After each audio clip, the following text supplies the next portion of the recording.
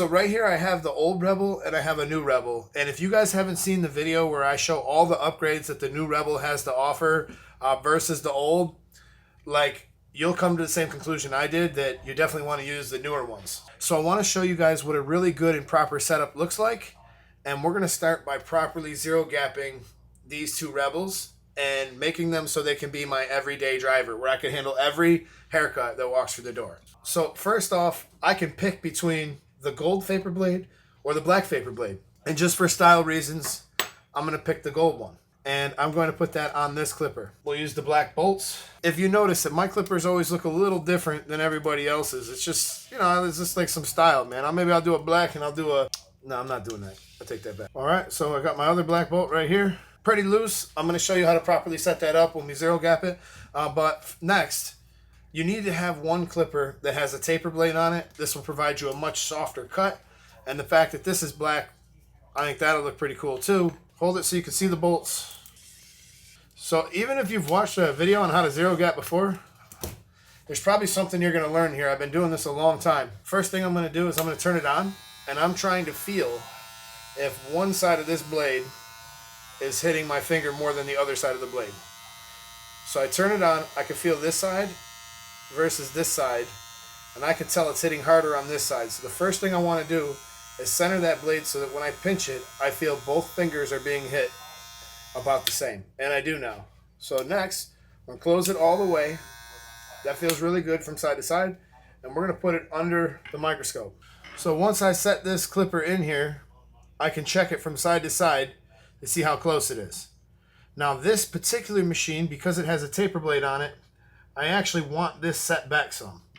So you guys could see approximately how far back I have these set. Well, that looks better. That looks rock solid. From one side to the other, looks perfectly even. This little screwdriver is not very strong. So once I got that in there a little bit tighter, I'll check it again. I like what I'm seeing. Little by little on each side, tighten it down. Feels the same side to side, that feels good. And all this with the clipper closed. So that is exactly how I want to have my taper blade set. The fact that I have it set further back means that it's going to act almost as a half guard now, and it's going to allow me to hit most of those lengths above my skin line. This does not have to remove harsh skin lines. Like, this is a perfect machine for what I'm going to use it for. And with the taper blade on it, it's staying nice and quiet. With the new version of the Rebel, it's awesome. So when I'm checking this side to side, I notice that I moved this blade over on accident. So first we want to make sure that we center that up. Next, I'm going to slide this blade to I'm going to try to eye it up the best I can. Problem with getting old, guys, is my eyes don't work the way they used to. But that looks pretty good, actually. That looks really good, actually. I'm going to see if I get lucky and lock it down like this if it stays put. Most of the time it won't.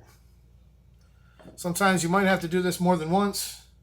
Sometimes you might get lucky and you might get it done just like I did right there. Damn, that is a good gap. So I like to check it on my wrists, left side and right side separately. I can tell when I apply pressure, I'm going to be able to get closer. But when I stay soft, that's going to actually be a really good set for the customer. So now I actually have something that will pretty much handle anything that walks through my door within these two blades. So the taper blade and the fade blade are just an essential part of my arsenal. And I love the new Rebel platform. Now, it did cross my mind to put this diamond cut pattern blade on one of my Rebels. But I think I'm going to hold off. I'm going to leave it on the Instinct. I love using this. I have this zero gap, but I'm not sure if it's accurate because I didn't do it on the actual machine. So we're just going to check that real quick from side to side. See if it's still good after being tossed in drawers and everything. And already I see a problem. It's a little tighter on the right side than it is on the left. So I might as well go ahead and just fix that. Won't take me long to fix that. It can be really hard to see these two black blades up against each other. So the whole purpose of this diamond cut blade, these little diamond patterns, are designed to straighten out curls and feed them into the cutter.